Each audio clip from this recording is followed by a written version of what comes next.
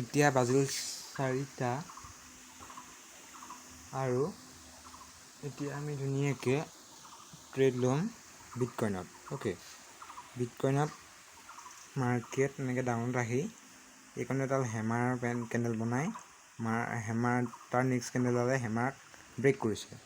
আৰু এই হেমাৰ কেণ্ডেলডালতে এতিয়া চাওক এইকণতে এটা মানে আমাৰ যোনটো ভলিউমটো বাঢ়ি আছে। অ'কে, এইকণতে বাঢ়ি গৈছে, বাট আৰু এটা কথা আকৌ তাৰ নেক্সট কেণ্ডেলডাল আকৌ বাঢ়ি যোৱা নাই, নেক্সট কেণ্ডেলডাল কমিহে গৈছে। চ' এইকণতে আমি ট্ৰেড লোৱা ভাল নহ'ব। আই থিংক এইকণৰ পৰা মাৰ্কেট উলটি আহিব পাৰে। চ' আৰু অকণ সময় ৱেইট কৰোঁ। যদি বোলে এই কেণ্ডেলডাল অকণ মানে বেছি হৈছে ভলিউমটো, তাৰ নেক্সট কেণ্ডেলডাল আৰু অকণ বেছি হৈছে, এনেকৈ তলৰ পৰা দি ওপৰলৈ গৈ থাকে, তেতিয়া মাৰ্কেটৰ আমাৰ ইণ্টাৰেষ্টটো মানে বাঢ়িব ইয়াত বায়াৰৰ। বাট ইয়াত মাৰ্কেট ওপৰলৈ যাব ধৰিছে, কিন্তু ইয়াত ভলিউমটো লাহে লাহে কমি আহিছে। ইয়াৰ মিনিংটো হ'ল যে ইয়াত বায়াৰৰ মানে জোৰটো কমি আছে, ইণ্টাৰেষ্টটো নাই মানে বায়াৰৰ।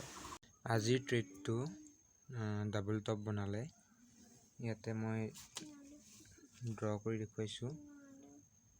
এইটো হৈছে এটা টপ আৰু এইটো হৈছে এটা টপ। চ' ইয়াতে ডাবল টপ বনাই এতিয়া মাৰ্কেট ইয়ালৈ অহাৰ চান্স আছে। অ'কে, আৰু এইকণতে এডাল ৰিভাৰ্চেল মানে ডাউন ট্ৰেণ্ডৰ এটা কেণ্ডেল বনাইছে এইকণতে। এই কেণ্ডেলডাল যদি নেক্সট কেণ্ডেলডালে ব্ৰেক কৰে, তেতিয়া আমি ধুনীয়াকৈ ইয়াত চেল ছাইডত পজিশ্যন ল'ম। আজিৰ ট্ৰেড ল'লোঁ এইকণতে, আৰু আজিৰ ট্ৰেডটো হ'ল 1:3। এতিয়া 19 ৰুপিজ লছত চলি আছে।